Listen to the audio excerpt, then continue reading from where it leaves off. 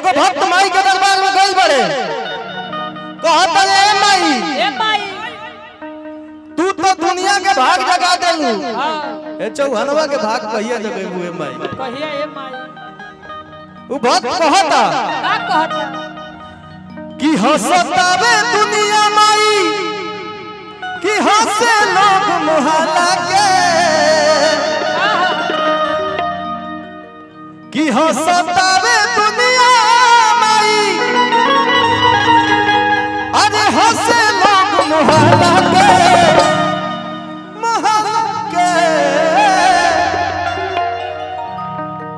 कि बतावो कब ताला खोलबू प्रशांत बाबू काहे पीछे बैठल बड़ा कि बतावो कब ताला खोलबू बेटा बदकिस्मत वाला के कब ताला खोलबू बेटा बदकिस्मत वाला के हंसतावे गाँव माई अरे हंसे लोग मोहल्ला के हंसतावे दुनिया माई हंसे लोग मोहल्ला के बतावो कब ताला खोलबू बतावो कब ताला खोलबू बेटा बदकिस्मत वाला के कब ताला खोलबू बेटा बदकिस्मत वाला के कब ताला खोलबू क्या बात है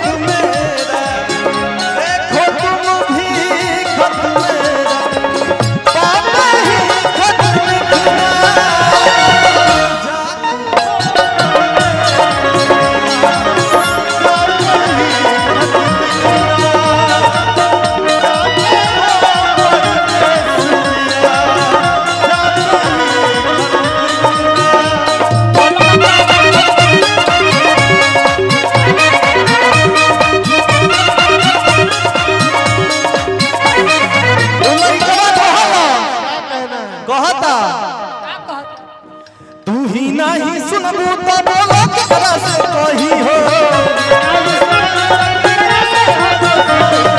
ए माई तोर बेटा दुखवा कहिया ले अब सही हो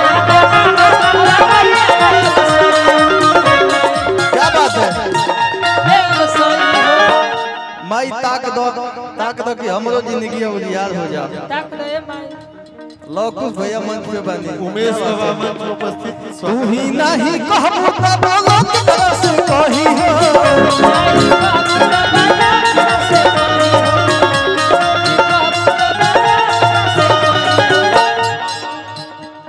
अरे ये माई तोर बेटा दुखवा कहियो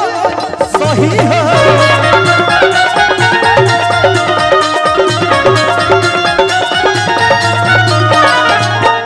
कि पहिरा गरबा में माई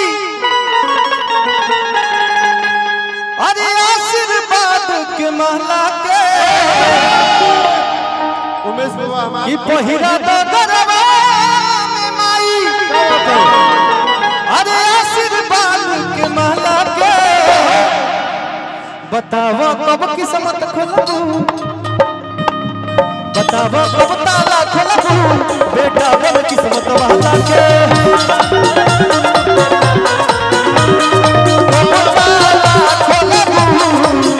बेटा बदकिस्मत वाला के कब ताला खोलबू बेटा बदकिस्मत वाला के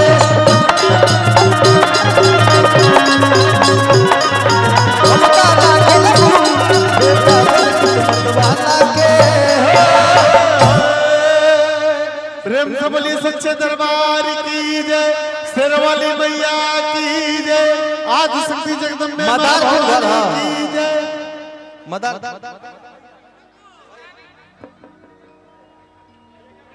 और हम चाहेंगे